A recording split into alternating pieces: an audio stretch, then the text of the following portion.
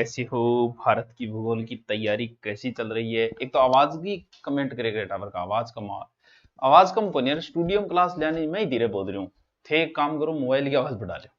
सबसे पहले हमने भौतिक प्रदेश पढ़ा। भौतिक प्रदेश में सबसे पहले उत्तर का विशाल मैदान पढ़ा।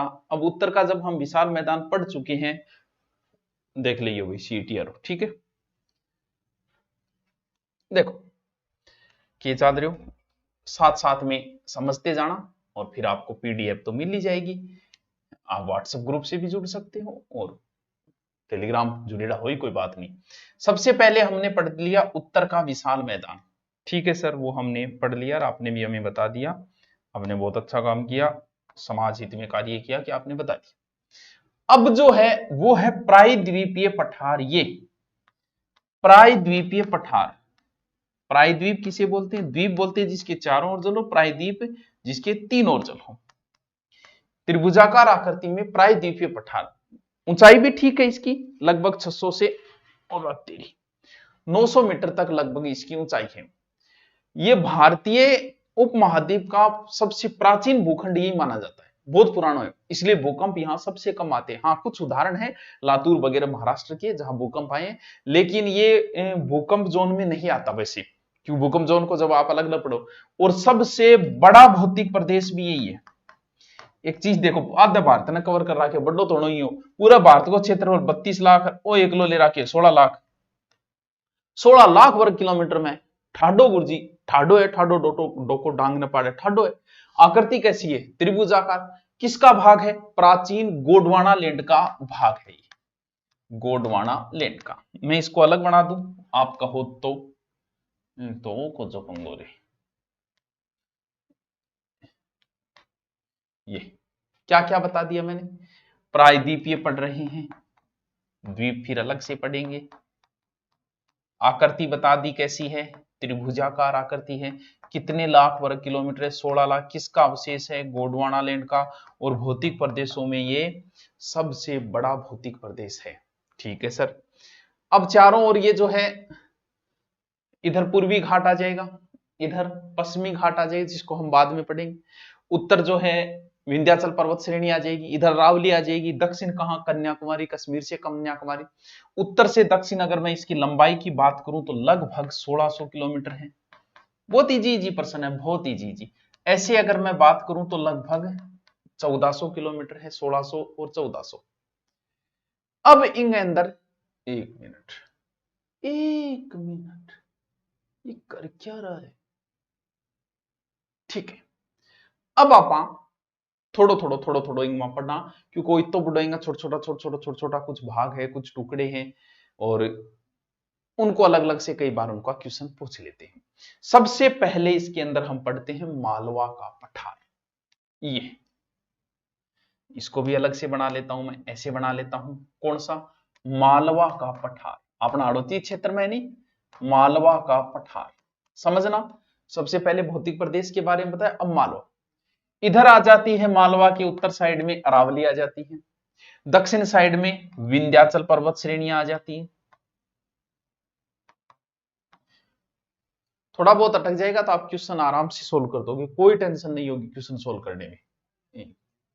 देखो ठीक है, लगभग 1.5 लाख वर्ग किलोमीटर क्षेत्र में ये मालवा का पठार फैला। इधर लास्ट बुंदेलखंड जो है वो पठार आ जाता है, इधर लास्ट में पूर्वी साइड की ओर, और दक्षिण में विंध्याचल है। इसकी भी आकृति कैसी है? त्रिभुजाकार है। ये जो पठार है वो किससे बना हुआ है? वो ज्वालामुखी क्रिया द्वारा बना हुआ पठार है, मालवा का पठार। मिट्टी कैसी है? अपनी हाड़ौती में मिट्टी कैसी है सर? काली, तो भाई काली अठवेगी। कितना काली मिट्टी क्या खातर उपयोगी है? कपास खातर, सोयाबीन खातर। कितना वर्ग किलोमीटर में है? 1.5 लाख वर्ग किलोमीटर में फैला हुआ है, लगभग 1.5 लाख वर्ग किलोमीटर। तो मालवा पठार के उत्तर पश्चिम हाड़ौती पठार आ जाएगा इधर, वो बता दिया। और चंबल नदी मालवा पठार के उत्तर पश्चिम जो कि आपने घर आगे भजाए, ठीक है। ये जो है सर्वाधिक अवनलिका अपर्दन इसी में होता है, गैली एरोसिन बोला जाता है, जिसके कारण इस पठार में उत्खात सतलाकृति, उत्खात भूमि का निर्माण हुआ है। जो उत्खात हम हाड़ौती के अंदर भी पढ़ते हैं वहां देखा। और मालवा को जो पठार है, दिशा बुंदेलखंड MP, बघेलखंड UP आदि क्षेत्र है। ठीक है, इतना याद रखना, मुख्य रूप से एमपी में, ज्यादा माथापच्ची ना करियो बस, और ज्यादा टेंशन लेने की जरूरत है कोई। ठीक है, तो आगे चल, आगलो जो को है नाम, वो है बुंदेलखंड और बघेलखंड का पठार। कौन सो? बुंदेलखंड।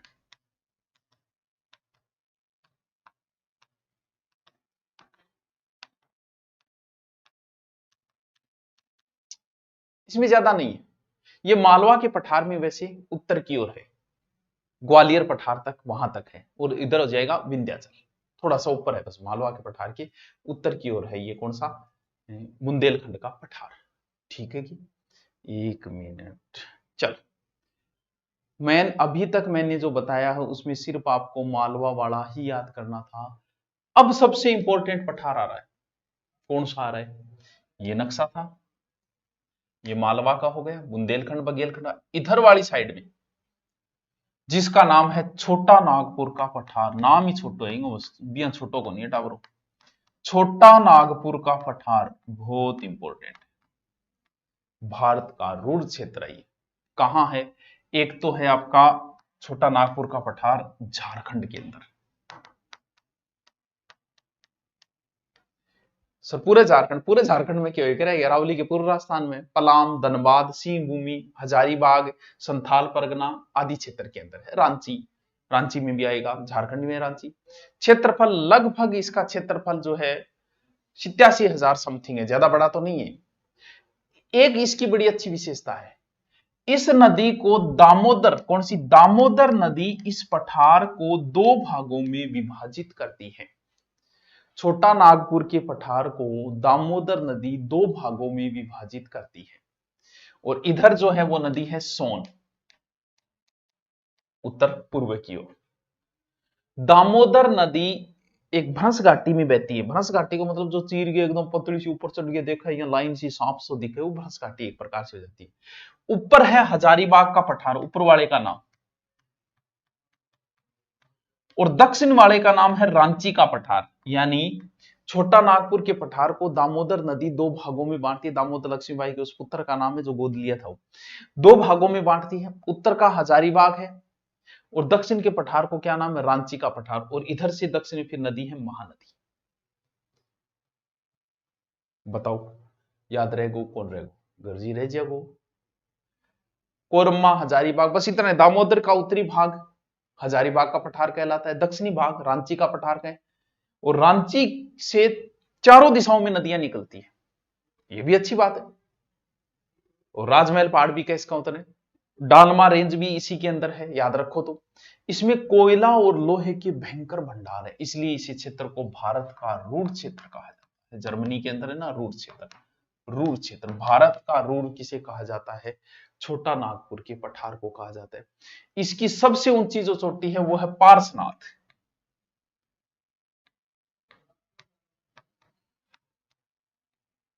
लगभग 1336।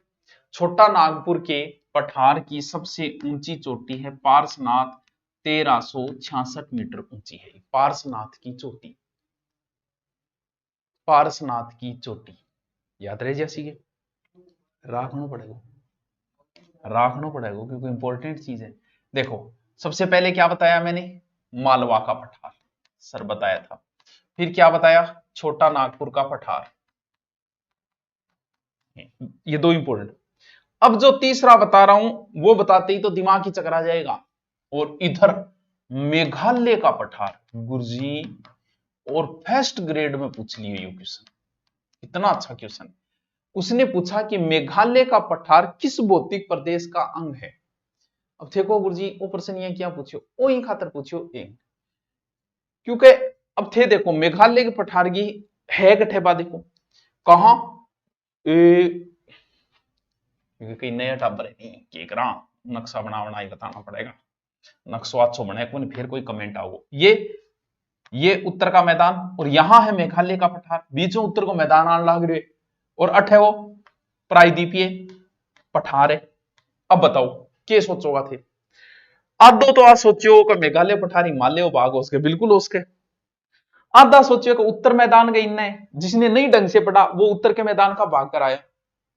और जिसने पढ़ा था वही करके आया कि ये प्रायद्वीपीय पठार का भाग है, मेघालय का पठार, यानी छोटा नागपुर पठार कोई भाग है जो मालदा गए कट गए ना कजाई पड़ गयो। जी हाँ, आपने मेवाड़ ही एक आदमी कुंभकर्ण गयो नेपाल, नेपाल में राणा शाह की शुरुआत करी, बोलो गठे नेपाल गठे मेवाड़, तो ओ भाग छोटा नागपुर गयो, मालदा गए कट गयो। याद राखियो टाबरो, मेघालय का पठार किसका भाग है? प्रायद्वीपीय भारत का, मेघालय का पठार बहुत इंपॉर्टेंट है। इसमें कुछ पहाड़ियां हैं, गारो, खासी, जैंतिया और मिकिर। गारो, खासी, जैंतिया, मिकिर, गारो, खासी, जैंतिया, मिकिर, जनजातियां भी है, खासी जनजाति है, गारो जनजाति है। एग्जाम में पूछ लियो आंगो क्रम, ये याद रखना, गारो, खासी, जैंतिया यही लिखना है। क्रम भी पूछे आंगो, वही क्रम मांगो, गारो, खासी, जैंतिया, यहां पहाड़ियां है, गारो, खासी, जैंतिया, गारो, खासी, जैंतिया। ये लगभग 35,000 वर्ग किलोमीटर, ज्यादा बड़ा तो ये नहीं है। खासी पहाड़ी पर एक जगह है, खासी पहाड़ी पर एक जगह है जिसका नाम है मानसिवराव। कठे है, मेघालय के अंदर है मानसिवराव, जहां विश्व की सर्वाधिक होती है वर्षा। इस पहाड़ी का सबसे उच्चतम स्थान जो है वो शिलोंग शिखर है, 1965। शिलोंग शिखर, शिलोंग शिखर 1965 मीटर ऊंची है। क्या बात है सर, क्या बात है जट्टी, क्या बात है, बताओ याद हो को नहीं? दोबारा देखो, क्यों को नहीं मेरे को याद भाई? सबसे पहले मैंने बताया मालवा का पठार, छोटा नागपुर का पठार, छोटियो कटगियो, कटिए चले गए शिलोंग का पठार, इतनी तो बात बताइए था। फिर इस पूरे पठार को एक नाम और दे देते हैं, दक्कन का पठार। और दक्कन का पठार में फिर छोटा छोटा पठार और आ जाए। दक्कन को पठार लगभग 80% तो महाराष्ट्र में है दक्कन को पठार, फिर मध्य प्रदेश के अंदर है दक्कन को पठार, फिर छत्तीसगढ़ में है, फिर उड़ीसा के अंदर है, फिर कर्नाटक में है, फिर तमिलनाडु में। इतनी जगह, यानी पूरा दक्षिण आरो बचियो भी दक्कन को पठार नाम दे दियो, दक्षिण आरो बचियो भी दक्कन को पठार नाम दे दियो। अब इनके अंदर टाबरो छोटी छोटी और है, जैसे सतपुड़ा श्रेणी, सतपुड़ा श्रेणी इसी के अंदर आती है, दंडकारण्य इसी के अंदर आता है, तेलंगाना का पठार इसी के अंदर आता है, पश्चिमी घाट, पूर्वी घाट, पश्चिम पूर्वी हम अलग से उसमें पढ़ लेंगे तटरेखा के अंदर। अलग अलग आया, अब आने भी देखना पड़ेगा किसके अंदर आएगा, दक्कन के पठार के अंदर। दंडकारण्य पठार या दंडकारण्य वन, दंडकारण्य पठार, दोबारा रिपीट मार दूंगा टाबरो, मैं लाइव एक खातर कौन लिया, टाइम ज्यादा खराब है लाइव थे, समझे करो इतना। एक सीरियस बच्चा जो है ना, जो विज्ञान मतलब सिलेक्शन के लायक है, जो आरएस की तैयारी कर रहा है, ग्रेड की तैयारी कर रहा है, वो बच्चा सच में ही बिना मतलब की बकवास नहीं सुनना चाहता। वो यूट्यूब पे सिर्फ काम की चीज देखना चाहता है, और उसे मिल जाए बिना मतलब में, फिर कमेंट पढ़ूंगा कोई की कह रही है, कोई की कह रही है। तो मैं चाहूंगा थान सिर्फ कंटेंट मिले और आप जाओ, कोई बात बोलनी है तो मैं बकतूंगा। छत्तीसगढ़ में इसे बस्तर का पठार भी बोलते हैं, दंडकारण्य पठार। यहां दामन जोड़ी सबसे बड़ी खान भी है। अच्छा, दामन जोड़ी, चलो बॉक्साइट यार, ये दब कीजिए, ये तो माख्या जीव हत्या करनी पड़ेगी, मर्डर करनी पड़ेगी।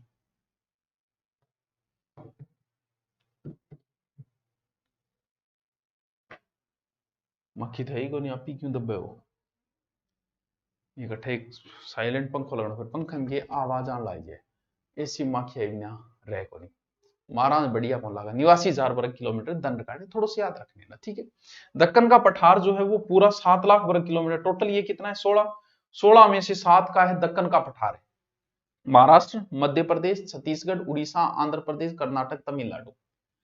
अब इनमें कुछ श्रेणी और आवे, सतपुड़ा श्रेणी अगर थे नाम सुनिए तो, सतपुड़ा श्रेणी मने पतो है थारो नाम सुनेडो योगो सतपुड़ा।